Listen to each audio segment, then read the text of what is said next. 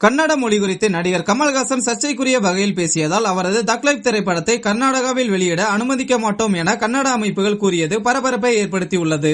இதோட முழு விவரத்தையும் பாக்குறதுக்கு முன்னாடி பார்ட் டைமா உங்களுக்கு மணி எர்ன் பண்ணணும்னு விருப்பம் இருந்தா டெலிகிராம் சேனலோட லிங்க் டிஸ்கிரிப்ஷன்ல கொடுத்திருக்கேன். அதுல ஜாயின் பண்ணி இப்பவே உங்களோட ஏர்னிங்ஸை ஸ்டார்ட் பண்ணுங்க. நடிகர் கமல்ஹாசனுக்கு கர்நாடக முதலமைச்சர் உட்பட பல அரசியல் கட்சி தலைவர்களும் கண்டனம் தெரிவித்திருந்தனர். இந்த நிலையில் கமல்ஹாசன் மன்னிப்பு கேட்க முடியாது என்று நாகரிகமாக கூறிவிட்ட நிலையில் இந்த படம் கர்நாடகாவில் ரிலீஸ் ஆவது சந்தேகம் என்று கூறப்படுகிறது. இதுகுறித்து கமல்ஹாசன் தனது நெருக்கமானவர்களுடன் ஆலோசனை செய்தபோது கர்நாடகாவில் இந்த படம் ரிலீஸ் ஆகவில்லை என்றால் 20 கோடி நஷ்டமாகும் என்று அவருக்கு தெரிவிக்கப்பட்டது.